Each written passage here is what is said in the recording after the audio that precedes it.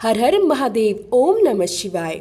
दोस्तों, सावन का पवित्र महीना 30 जुलाई 2026 गुरुवार से शुरू होकर 28 अगस्त 2026 शुक्रवार तक रहेगा। अगर आप चाहते हैं कि सावन के पूरे महीने भगवान भोलेनाथ की कृपा आपके घर परिवार पर बनी रहे, तो आज की ये वीडियो आपके लिए बहुत ही महत्वपूर्ण है। आज मैं आपको सावन के पूरे महीने प्रतिदिन पार्थिव शिवलिंग का पूजन करने की सबसे सरल, आसान और संपूर्ण विधि बताने वाली हूँ। इसलिए वीडियो को शुरू से लेकर आखिर तक जरूर देखिए, क्योंकि अगर पूजा का कोई भी छोटा सा चरण छूट जाता है तो विधि अधूरी रह जाती है। तो चलिए बिना किसी देरी के पूजा शुरू करते हैं। देखिए, सावन के महीने में अगर हम पार्थिव शिवलिंग यानी मिट्टी के शिवलिंग बनाकर उनका पूजन करते हैं तो सभी प्रकार की मनोकामनाएं बहुत ही शीघ्र पूर्ण हो जाती है। तो देखिए, इसके लिए हमें ज़्यादा कुछ नहीं करना होता। सबसे पहले हमें एक गमला लेना है। आप किसी भी पेड़ का गमला ले सकते हैं या फिर खाली गमले में मिट्टी भरकर भी उसका उपयोग कर सकते हैं।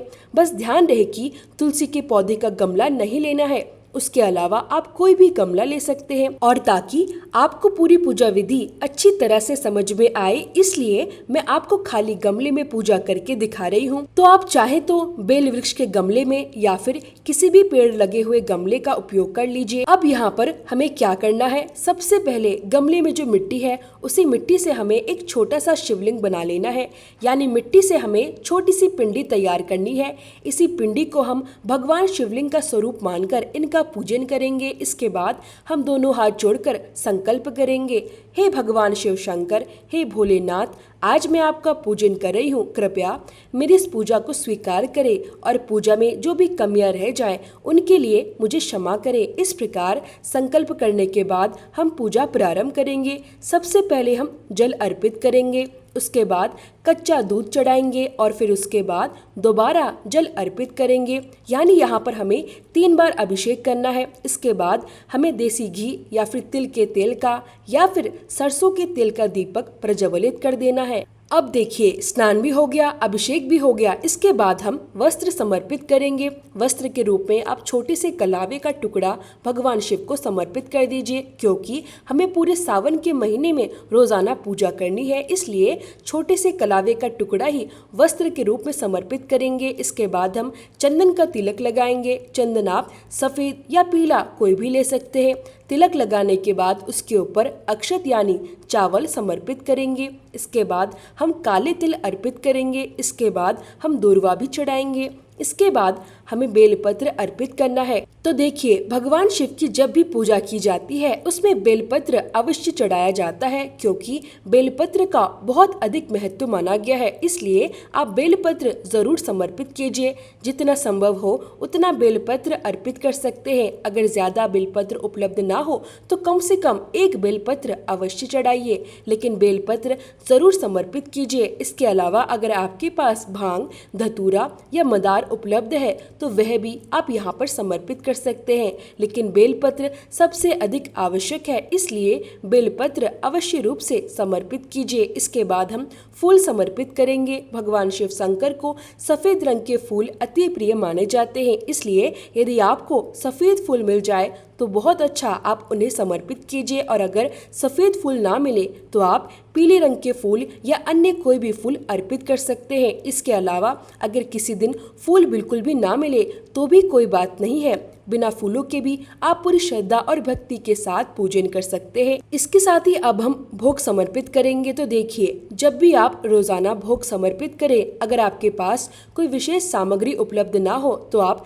घर में रखी हुई चीनी का भोग भी भगवान शिव को अर्पित कर सकते हैं। और यदि आपके पास कोई फल उपलब्ध है तो फल का भोग समर्पित कर दीजिए। कुल मिलाकर आपके पास जो भी श्रद्धा से उपलब्ध हो आप उसी का भोग भगवान शिव को अर्पित कर सकते हैं। इसके बाद हम दक्षिणा समर्पित करेंगे। देखिए, अगर आप पूरे सावन महीने में प्रतिदिन शिवलिंग का पूजन कर रहे हैं तब भी हमें रोजाना दक्षिणा अवश्य समर्पित करनी चाहिए। आप चाहे तो 1 रुपए भी समर्पित कर सकते हैं, लेकिन दक्षिणा जरूर अर्पित कीजिए। इसके बाद पूरे महीने की जो दक्षिणा होगी उसे हम इकट्ठा करके अपने पास रख लेना है।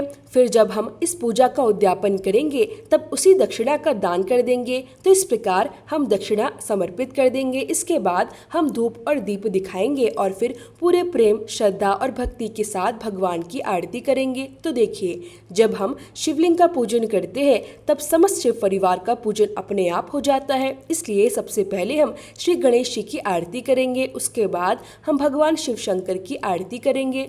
बहुत ही प्रेम और श्रद्धा के साथ आरती करने के बाद हम हाथ जोड़कर पूजा में हुई सभी कमियों के लिए क्षमा याचना करेंगे और अपनी सभी मनोकामनाओं की पूर्ति के लिए भोलेनाथ से प्रार्थना करेंगे। इस प्रकार हमारा पूजन पूर्ण हो जाएगा।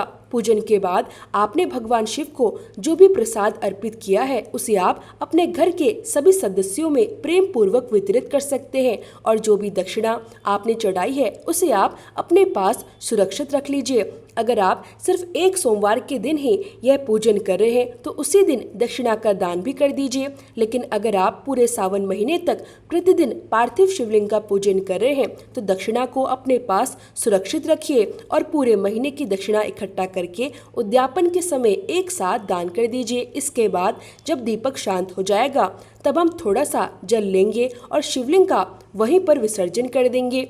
यानी जैसे ही आपका दीपक शांत हो जाए उसी के बाद शिवलिंग का विसर्जन कर दीजिए। इस प्रकार शिवलिंग का विसर्जन भी पूर्ण हो जाएगा।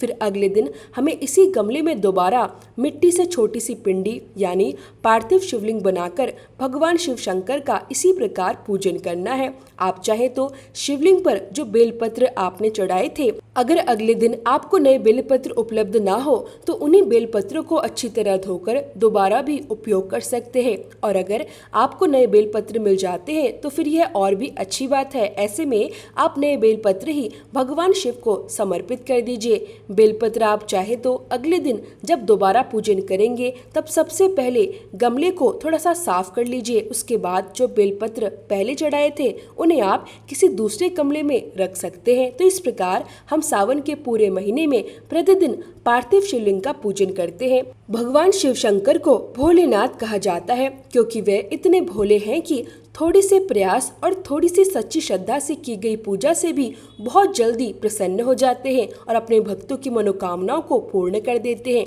इस वर्ष आप भी सावन के महीने में पार्थिव शिवलिंग का पूजन अवश्य कीजिए क्योंकि शास्त्रों के अनुसार पार्थिव शिवलिंग का पूजन सबसे अधिक पुण्य फलदायी माना गया है। इसलिए श्रद्धा और विश्वास के साथ इस पूजा को अवश्य करें। और दोस्तों, अगर आपको पार्थिव शिवलिंग की यह सरल पूजा विधि अच्छी लगी हो तो हमें कमेंट करके ज़रूर बताइएगा। वीडियो पसंद आई हो तो इसे लाइक और शेयर ज़रूर करें। साथ ही ऐसे धर्म और पूजा पाठ से जुड़ी सही और सरल जानकारी पाने के लिए हमारे चैनल को सब्सक्राइब करना बिल्कुल ना भूलें। हर हर महादेव।